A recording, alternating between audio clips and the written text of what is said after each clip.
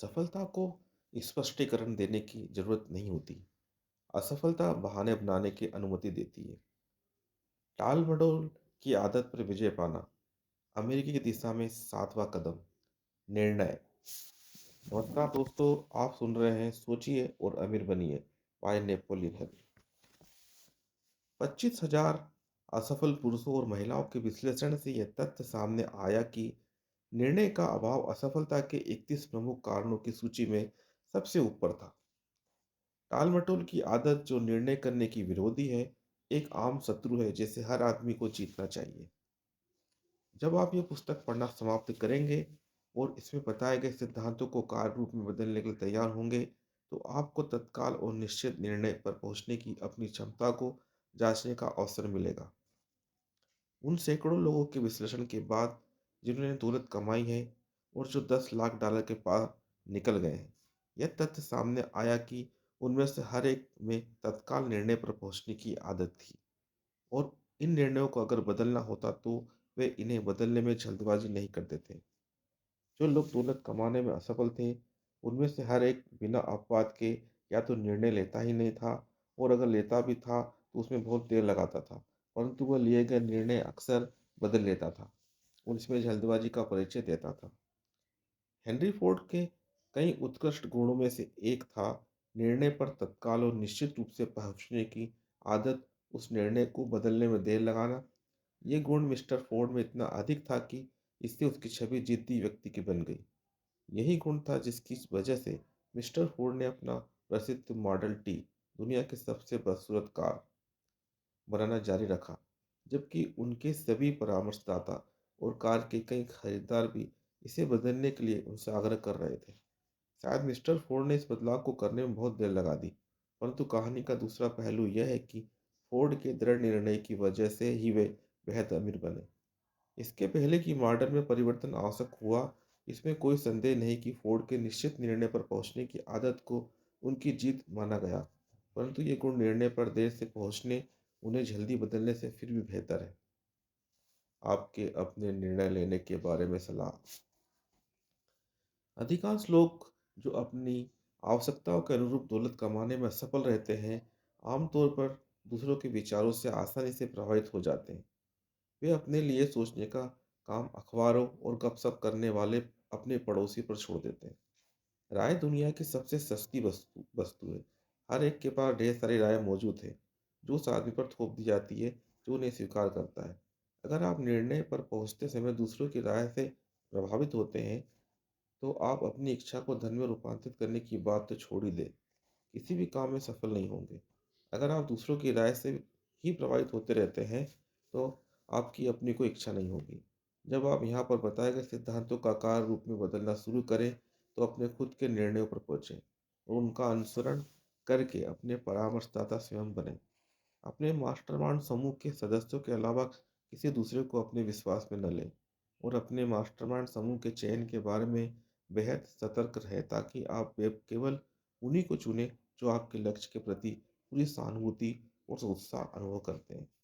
करीबी मित्र और रिश्तेदार अनजाने में ही अक्सर अपनी राय से और कई बार हंसी उड़ाकर आपको नुकसान पहुंचाते हैं।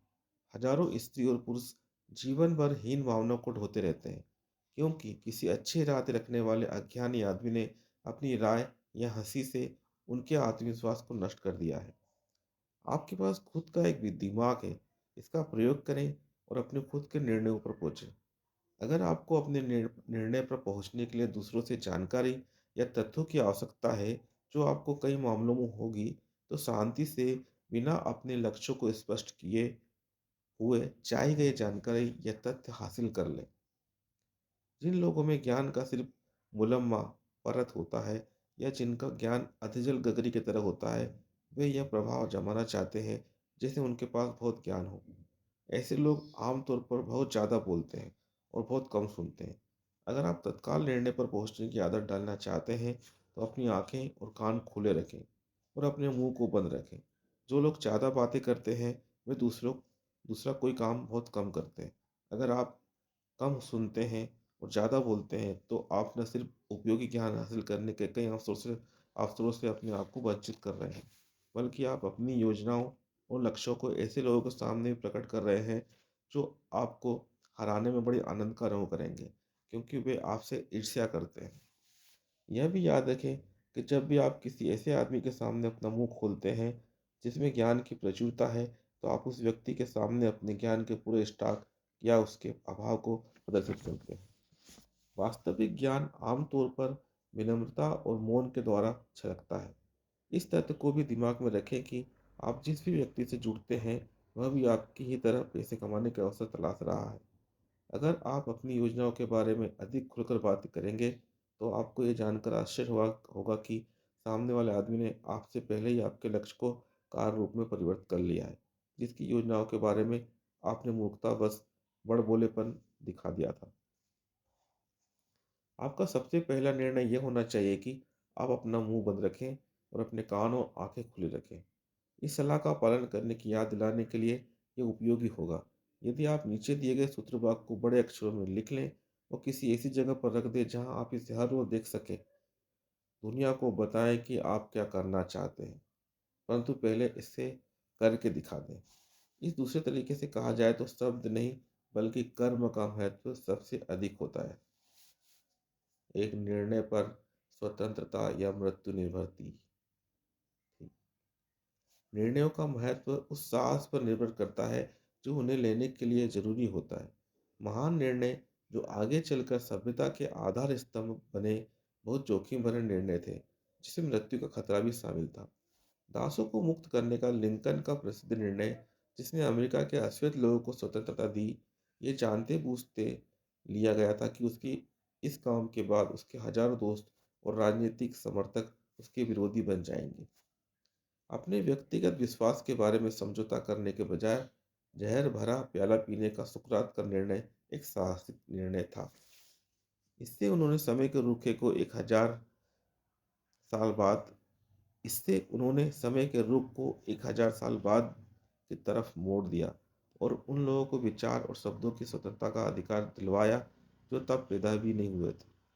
जब जनरल रॉबर्ट ईली यूनियन के साथ दोहराए पर आए और उन्होंने दक्षिण का समर्थन करने का निर्णय लिया, तो उनका निर्णय भी एक साहसिक निर्णय था, क्योंकि वे अच्छी तरह जानते थे कि बहुत से लोगों की मृत्यु होगी और इसमें उनकी जान भी जा सकती है। 56 लोग जिन्होंने फांसी पर लटकने का जोखिम लिया। परंतु जहां तक अमेरिकी नागरिकों का सवाल है, जब तक का सबसे महान निर्णय फिलाडेल्फिया में 4 जुलाई 1776 को लिया गया, जब 56 लोगों ने एक दस्तावेज पर अपने नाम लिखकर हस्ताक्षर किए और वे जानते थे कि इससे या तो सारे अमेरिकी लोग स्वतंत्र हो जाएंगे या फिर ये सभी 56 लोग फांसी के फंदों पर लटक जाएंगे। आपने उस प्रसिद्ध दस्तावेज के बारे में सुना होगा, परंतु आप शायद इससे व्यक्तिगत उपलब्धि का महान सबक सीखना भूल गए होंगे, जो ये इतने सीधे ढंग से सिखाता है। हम सभी को उस महत्वपूर्ण निर्णय की तारीख याद है, परंतु हम में से बहुत कम लोगों को ये एहसास है कि यह निर्णय लेने में कितने साहस की जरूरत थी। हमें अपना इतिहास याद है क्योंकि यह हमें पढ़ाया जाता है। हमें तारीखें याद हैं, लड़ने वाले योद्धाओं के नाम याद हैं, हमें बेरी फोर्ज और याकार्ड याद हैं, हमें जॉर्ज वाशिंगटन और लॉर्ड कॉर्नवालिस याद है, परंतु हमें इन नामों, तिथियों और स्थानों के पीछे की वास्तविक शक्तियों के बारे में बहुत कम पता है।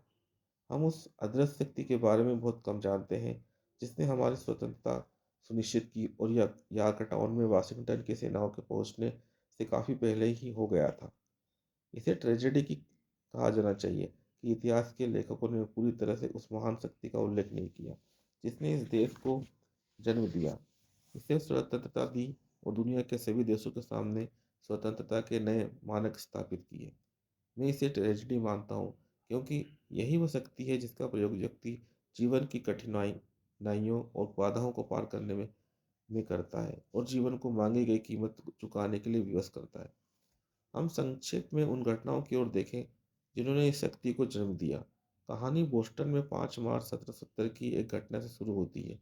ब्रिटेन के सिपाही सड़कों पर गश्त लगा रहे थे और अपनी उपस्थिति में नागरिकों को खुलकर धमकी दे रहे थे।